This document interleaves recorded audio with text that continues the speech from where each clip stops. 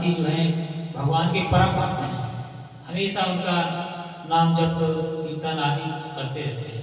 अर्जुन महाराज तो ऐसे हैं कि वो सो जाते हैं तो सोने के बाद भी उनका शरीर का रोग रोग जो है उनके भगवान के नाम का कीर्तन करता है। इसलिए पांडवों में विशेषकर अर्जुन को ही उन्होंने भगवद गीता का वाचन किया, उन्हीं को सुनाया।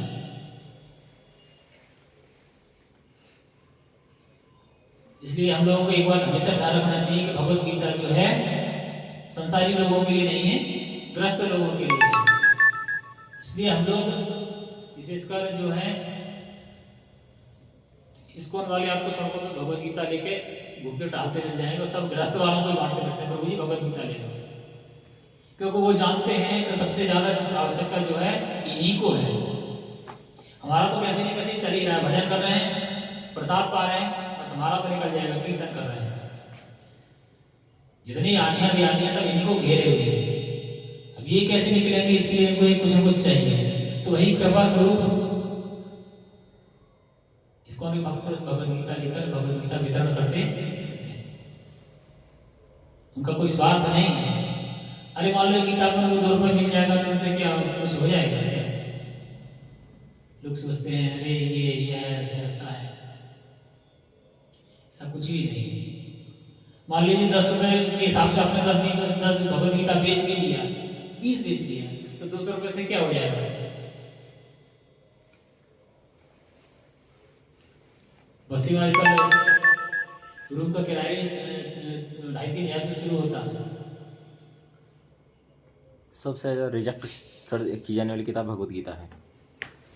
तो सबसे ज़्यादा कहते हैं अरे हमारे पास है, हमारे पास, हम नहीं लेंगे, क्या करेंगे इसका? पूरे शहर में 10 नहीं लेगा कोई। तमाम तो कहते हैं अरे भगवद गीता पढ़ के हमारे बच्चे बाबा बन जाएंगे, हम नहीं पढ़ाएंगे इसे। तो देखिए बाबा के लिए नहीं है ये, फिर समझो। नहीं तो अर्जुन को भगवान कहते थे जा बेटा तू बाबा बन जा, ये तुम्हें क्यों लगाएगा? उसको कितना समझाया कि तू क्षत्रिय है, क्षत्रिय होने के नाते तुझे युद्ध करना तेरा स्वभाव है, तुझे युद्ध में ही करना लगना है। अगर तुम युद्ध से विमुख होगे तो तुम्हें अकीर्ति प्राप्त होगी। अगर तुम्हें सारे शस्त्रों का ज्ञान है और उन शस्त्रों का तुम प्रयोग नहीं कर रहे हो, उन शस्त्रों का क्या लाभ धारण करने से? और अर्जुन एक राजा है, एक राजा का कर्तव्य है कि जनता की सुरक्षा करना, अनाचार अत्याचार से उसकी रक्षा करना। अगर कोई राजा अपने कर्तव्य को पूरा नहीं करता तो उसको अपयश की ही प्राप्ति होगी।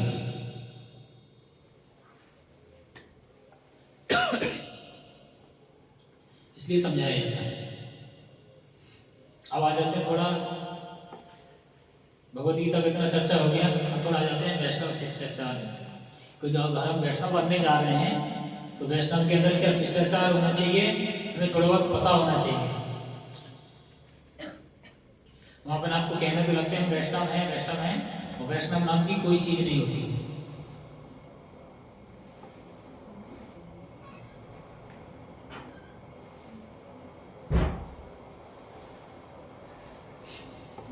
तो मुझे मैंने कुछ जगह सुना था कि कई मतलब मेरे मोहल्ले की भगवद गीता पहले आया है, बाद में भागवतम आया है। बाद में उससे पता लास्ट में क्या फर्क पड़ता है पहले आया है या बाद में आया है? बात वही है ना, सरल प्रपात कहते हैं कि इस बात से क्या फर्क पड़ता है कि हम गड्ढे में गिरे हैं। हमें गिरे होने का विचार नहीं कर रहे थे, हम कैसे गिर गए, कब गिर गए, क्यों गिर गए। हमें ये विचार होना चाहिए हमें उससे बाहर कैसे निकलना है। तो भगवद गीता पहले आया है बाद में आया है, इससे क्या फर्क पड़ता है? हमें जो ग्रंथ प्राप्त हुआ है हमें उसके ज्ञान का लाभ प्राप्त करना चाहिए, ये महत्वपूर्ण है।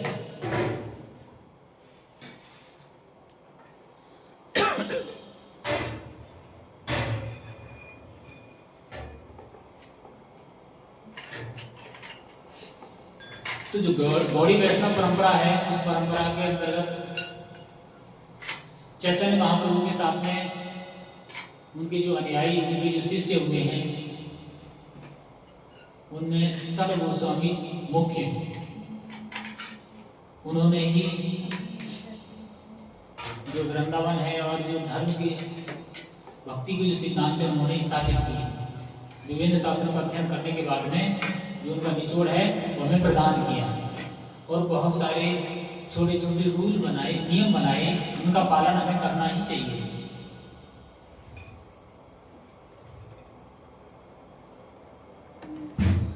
और उनमें जो षड गोस्वामीज हैं उन्होंने 5 बेसिक रूल बनाए हैं।